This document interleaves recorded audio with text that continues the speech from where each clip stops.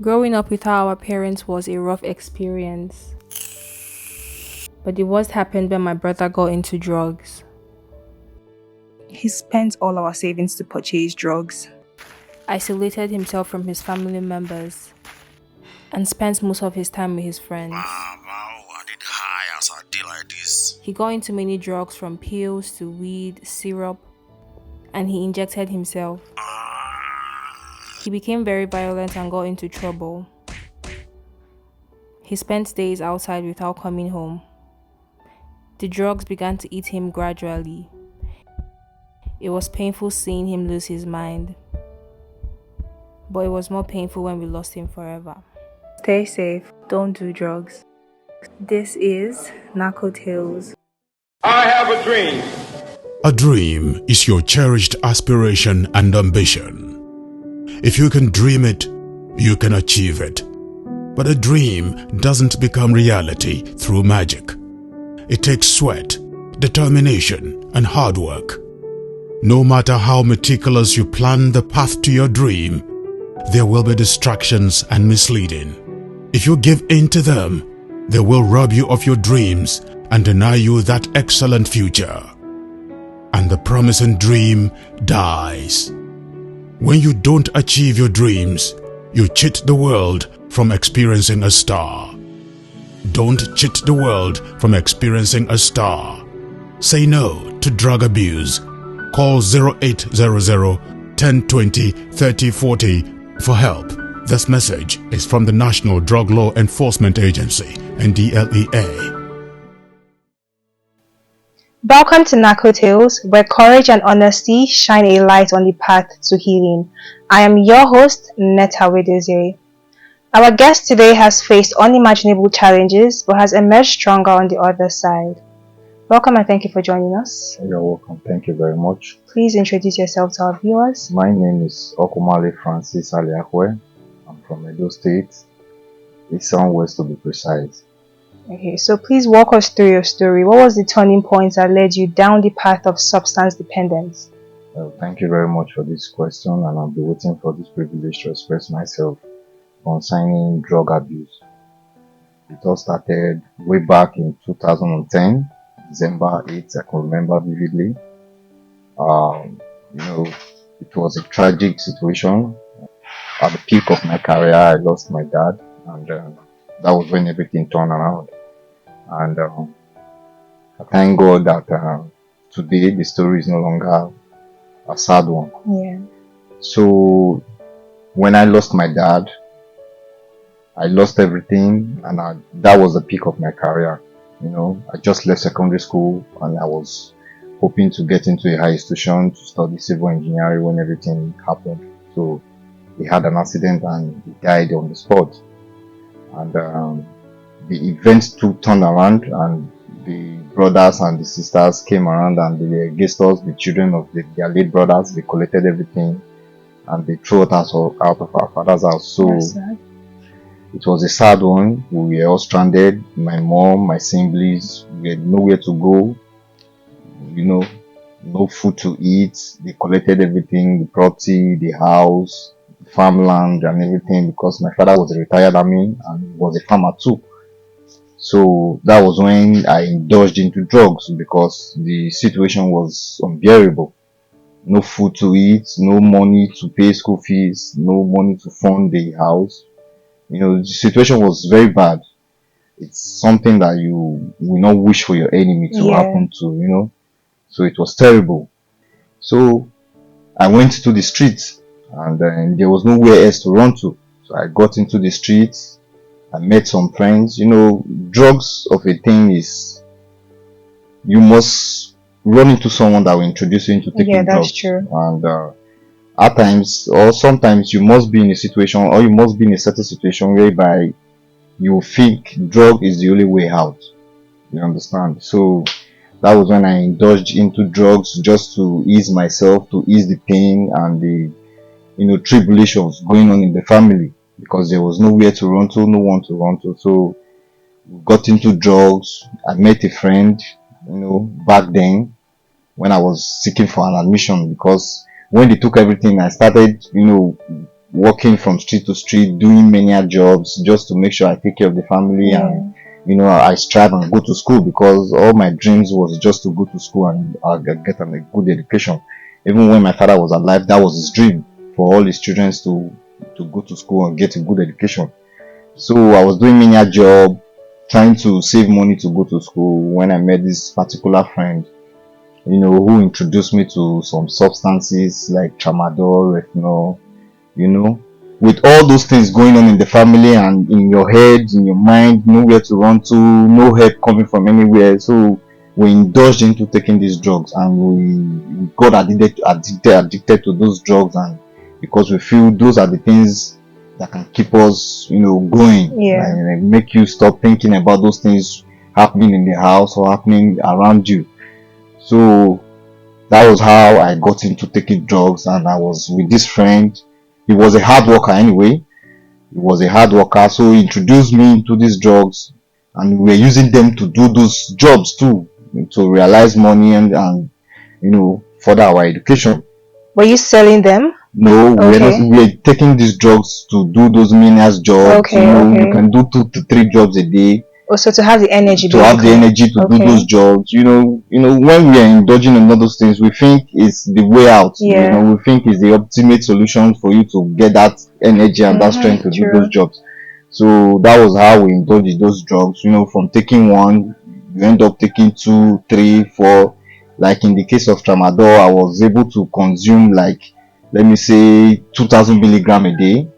Like retinol, I was able to take like half card, which is like 5 piece a day, which is overdose. So we are taking those drugs, like, even when I was in school, if I want to, before I go to school, before I get dressed, go to school, I'll take like maybe 1,005 milligram tramadol, in the morning, without eating, because you can't eat while taking those drugs. When you indulge in those drugs, it's definitely do a lot of damage to your stomach.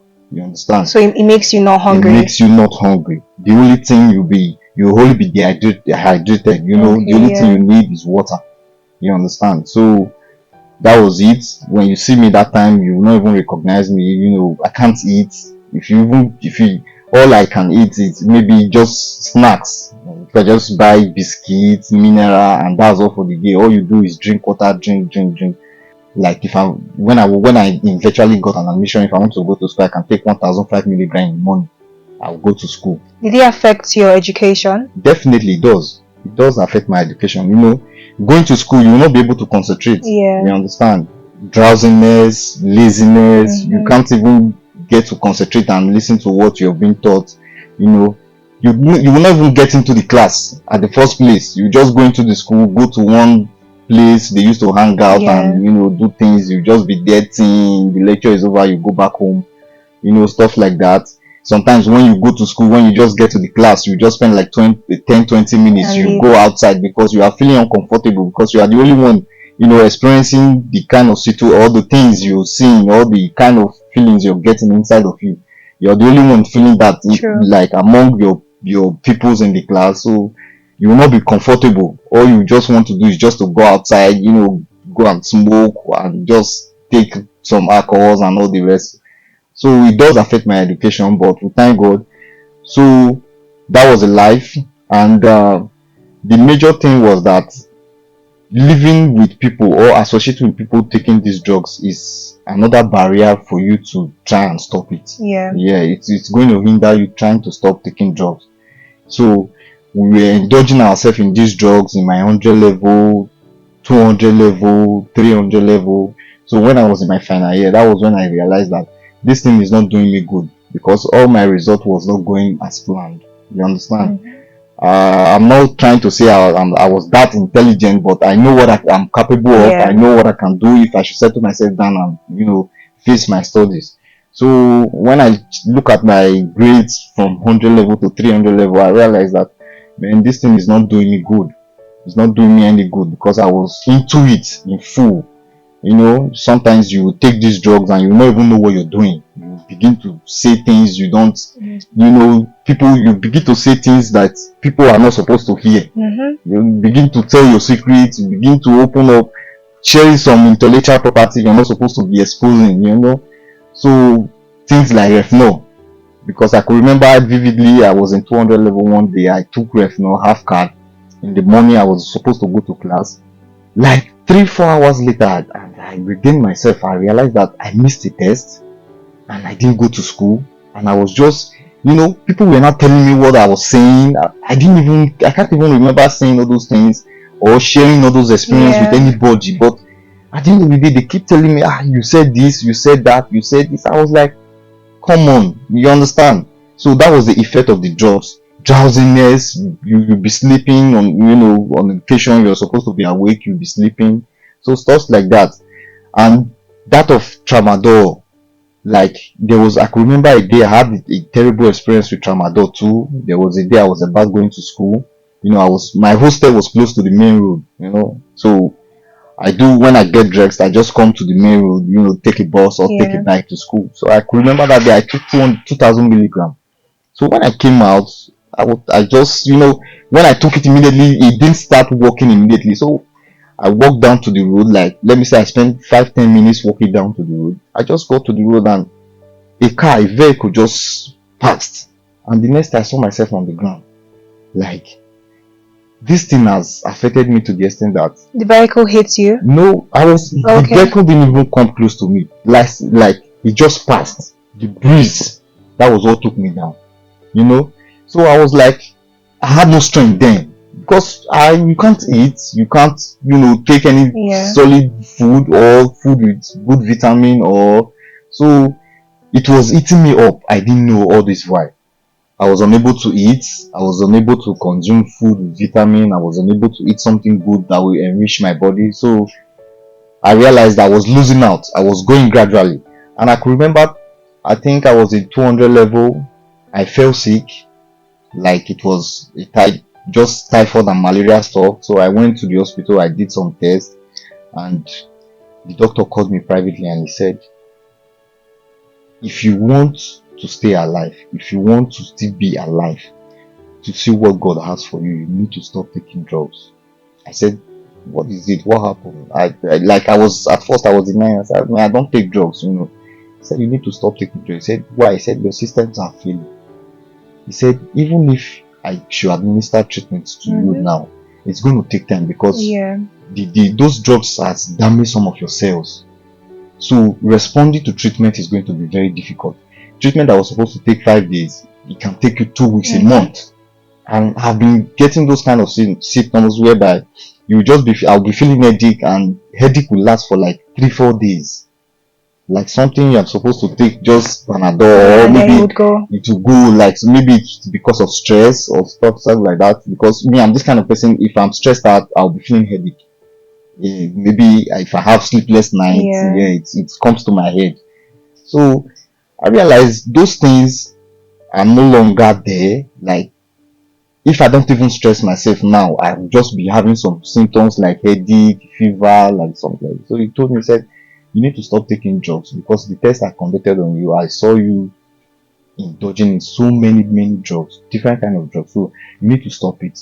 If not, it's going to do damage, a very great damage to your system, whereby your systems will be failing gradually. You think you're living while you're dying inside. So it's going to be doing some dangerous damage to your system in no time, or in no distant time. It's going to cut you down. So that was when I realized that taking drugs is not the way out, if I may say. Like some people say they used to take it just because they want to feel good, or they want to. I know taking drugs, you must have a reason for taking drugs. You understand? Nobody takes drugs just for fun. True. You understand? Everybody has a reason, but you just have to calm down and think about what is going to do, the damage is going to do to your head in time to come. It might not be affecting you now, but it will surely does later. True. So that was how I started, calling myself to order, trying to, things like drugs. It's very difficult for you to leave them. You understand? It's very difficult. It's like religion and drugs. They are just two compatible things. You cannot say you are not here. You must be somewhere. It's either you're a Muslim or you're a Christian. You must be religious, or you are a voodooist, or what they call a herbalist, or what they call it. That is how drugs is. when you start taking drugs, when you are addicted to it, it's very difficult for you to leave it, because you'll be finding yourself in that situation where you will have to go, if I should take this thing, I will feel good, or if I should take this thing, I will feel alright, or this thing I'm thinking now, if I should take this thing, I'll stop thinking about it. But that is not the way out. You can still think with your normal sense, you can still think without taking a drug, I second that.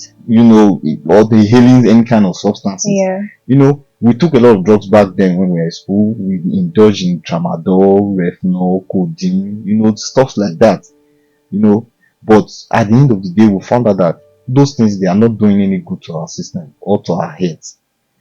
As regards to my family, it really affected my family back then. But family, they can only talk to you, advise you, tell you, pray for you, and they cannot really stop you from doing all those things, because most times people doing these drugs, or people indulging in all those drugs, they are always alone. If you look at them, they are always alone. If you are not doing it with them, they find your presence irritating or not comfortable. They cannot sit with you, they cannot feel free with you, because you are not doing what they are doing. So drug abuse is something that it's very difficult to live, but with the grace of God and with your subconsciousness, you being yourself, you know where you're coming from, or you know where you're going to. I think doing away with drugs is the right thing to do, and it's the best thing to do for anyone who thinks he's into drugs and he cannot leave it.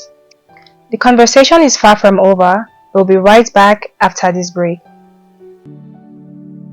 I was the head boy in my primary school, senior prefect and best graduating student in my secondary school, but drug abuse almost ruined my life. I was on an average of 2 grams of cocaine per day. I was taking 8 ampoules of pentazosine daily. European shisha, cocaine. I became a user, a dealer, and a gangster. I saw other users drowning. I knew I didn't want to be like them, but I was already trapped. My family disowned me. My employment was terminated. I sold my car, sold my house. I'll go out well-dressed and return shoeless, shirtless in exchange for drugs. I was seeing things that were not real, and I once stabbed myself because I felt something crawling under my skin. I contacted NDLEA and started therapy. I spent 3 months in therapy. I spent 8 months. It's easy to relapse, but your mind has to be stronger than the cravings. Drugs does not love you. You are not the one using drugs. Drugs are the one using you. Say no to drug abuse. And we're back right where we left off. You spoke about family. If I may ask, how did your dependence on these substances affect your relationship with family and then daily life? Let me say, when I was into these drugs stuff, maybe I was in school. Yeah. And my mom, she was not working. She was a full-time housewife. She was at home. My siblings too. So those period I was taking those drugs, I find myself running away from my family. I can't go home because I'm from a Christian home. My mom is very religious, even my father before he died. So I cannot go to my, when I'm on holidays, I rather go with a friend who we indulge in same drugs rather than going home. So it was affecting the relationship I have with my family, my siblings. All through my 4 years in school, I could count the number of times I went home. You understand? Even if I want to go home, I will not spend maybe more than 48 hours. I will just spend 2 days, 3 days, and I'm off. And those 2 days, 3 days, I will just try to comport myself and just stay at home.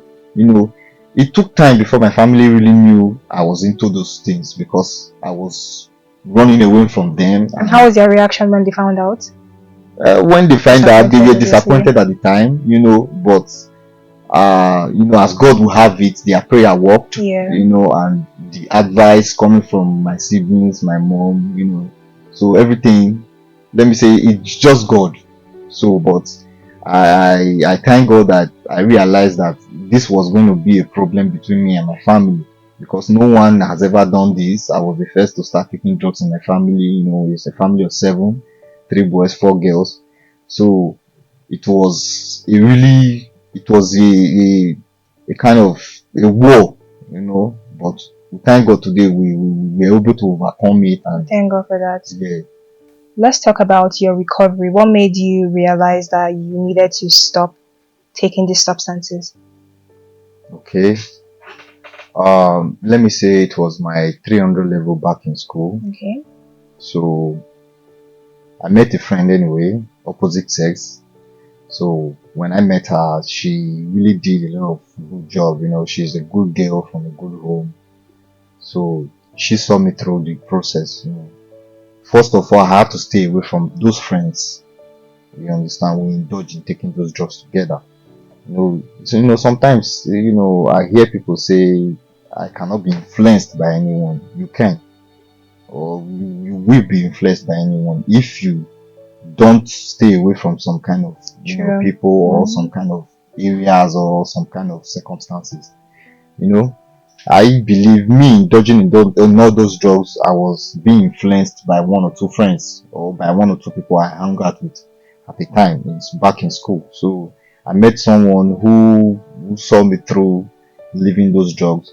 One thing about taking drugs is when you stop doing those things, you feel like you're no more living. You feel like you are not yourself. You feel like you cannot do some things you used to do as a normal person.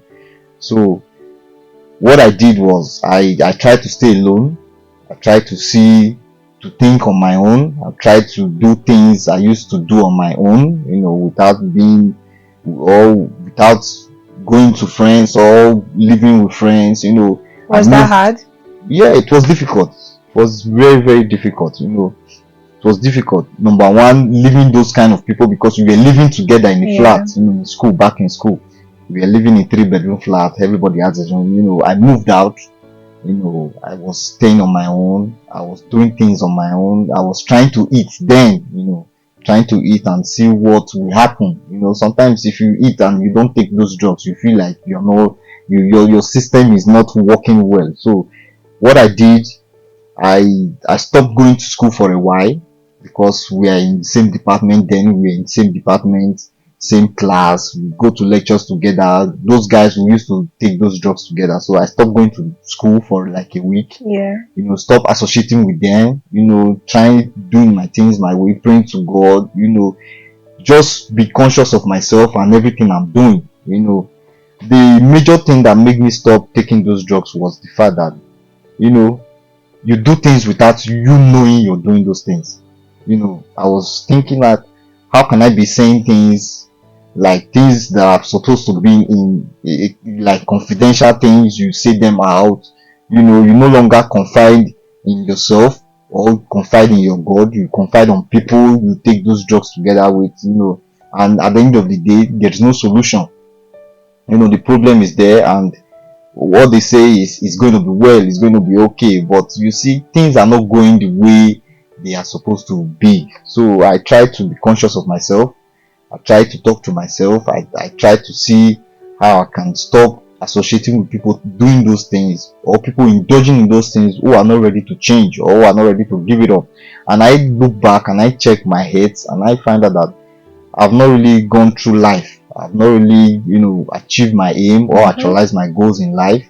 So if I continue doing these things, I might not even see my dream. So I spoke to myself. I went for some counseling in church, because I was a part of a group then in the Winners Chapel. So I spoke to my pastor and prayers and all the rest. So I was able to overcome that urge or that spirit of going to take those drugs to feel alright. So you never relapsed? No, I was okay. I was on my own. I didn't quit totally. I started, living it gradually by taking little by little. Okay. You understand? I can't lie to you. I was like, when I was, consuming 3,000 milligrams of tramadol a day, I started reducing it, to like 500, 1,000, 200. I'm sure it's just impossible to stop like that. It's impossible to leave anything any drug you are addicted to. Is very difficult for you to leave just once. Yeah. I've not seen anyone who said he just stopped once without going back. No. If you stop doing drugs once, you must go back to it. If you just stop once and say today I'm no longer doing this thing, you must go back to it. But if it takes a process, then what you build. It's like you're building a house. It takes a process. Everything in life itself, it's a process. So You can't just say you just stop doing what you've been doing for years, what you've been doing for more than 8-7 years, you know. So this thing is like part of you now. So I started reducing it gradually, you know, from taking 3,000 milligram, reduced to 2,000 to 1,000. Before I graduated, you know, I was able to leave everything and stop taking all those tramadol, you know, all those things. And in my final year, I focused on my studies, and that's nice. I was glad that, you know, I was proud of myself, you know, when I got out of school. And thank God for everything. So that was how I stopped taking those drugs. And thank you for your courage and vulnerability. What message do you hope our audience take away from your story? One thing I want to say is being addicted to drugs is not the way out. You understand? If you're addicted to drugs, try and check yourself. Look back to where you're coming from and look forward to where you're going, except you don't know where you're going, or except you don't want to go anywhere in your life. That's when you'll be addicted to drugs and you don't want to leave it. True. But if you have a purpose in life, or if you have a dream in life, I think drug is not the way out. God is the way out. Drug is not the way out. If you keep taking drugs and you feel it's a remedy for you to ease your stress or to feel good, it doesn't make you feel good. It only damages your system or does some, you know, terrible things to your future. So if you are out there taking drugs, I would advise you just seek caution, sit back, you know, talk to yourself. You know, at the end of the day, you will have to talk to yourself. Nobody can talk to you. You understand? God exists. He's inside of you. The devil too does. So it all depends on the one you have to listen to. If it's you want to listen to God or you want to listen to the devil. So that is why at the end of the whole story, you'll be the one to talk to yourself. Yeah. No matter the advice, no matter the prayer, no matter what anyone does for you, must speak to yourself. Alone will have to speak to yourself. That is the solution of everything. Break the chains of substance dependence. Stay safe, stay informed. Reach out to the National Drug Law Enforcement Agency, NDLEA, for guidance and counseling. Our helpline remains 0800 1020 3040. I remain your host, Netta Wedozie. Catch you next time. Bye. Don't do drugs. Don't do drugs. Don't try it though. He go choke you up. He go steal your sunshine up. He go shock you up. He don't kill him any youth for my area. Even for your area. When you start it to stop, it no go easy. As you dey drag am go, he dey drag you down. Water come out from my eyes, oh. When I remember all the guys, oh. Way many of them kicking bucket, oh. Some cut to socket, oh. Make we no forget, oh. No they talk it, oh. Say, don't do drugs. Rock up you see body, oh. Don't go wound your busy body. If you die, you go sad, oh. Oh yeah, help me tell somebody. Say, rock up you see body, oh. Body, oh. Body, oh. This message is brought to you by the National Drug Law Enforcement Agency, NDLEA.